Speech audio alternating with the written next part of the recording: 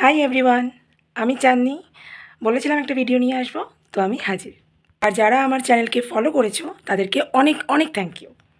তো ভিডিওটা হচ্ছে আমার ফিটনেস লাইফের শুরুর আমি আর আজকের আমির মধ্যে পার্থক্য কী। আমার ফিটনেস লাইফের জার্নিটা অনেকটা, কিন্তু শুরু থেকে শেষ অবধি একটা ছোট্ট পার্ট তোমাদের সাথে শেয়ার করব। যারা মনে করছে ফিটনেস নিয়ে এগোবে, নিজেকে ফিট রাখবে, সুস্থ রাখবে, তাদেরকে এই পার্টটা একটু হলেও মোটিভেট করবে আশা রাখি। প্রথম দিন যখন আমি জিম জয়েন করি, আমি কিচ্ছু জানি না জিমের ব্যাপারে, কী করব কী না।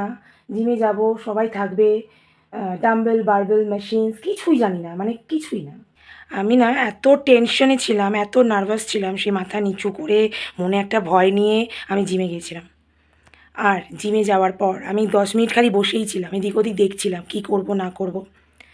তারপর সবার দিকে দেখছিলাম, খালি মনে হচ্ছিল যেন সবাই আমাকেই দেখছে। আর কিছুক্ষণ পর পর, মানে 2-5 মিনিট পর পরই খালি মনে হতো আমি কখন বাড়ি যাব, কখনই জিম থেকে বেরোবো। সেইভাবে ওয়ার্কআউটও পারতাম না, যেহেতু প্রচণ্ড ওয়েট ছিল, 94 কেজি। Any idea?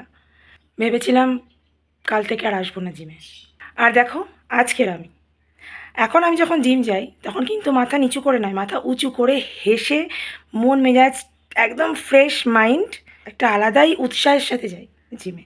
আর যখন জিম যাই 2 ঘন্টা জিম করার পরও ইচ্ছে করে না বাড়ি আসতে। এটাই হচ্ছে ডিফারেন্ট। এখন বুঝি যে কেউ কাউকে দেখে না জিমে।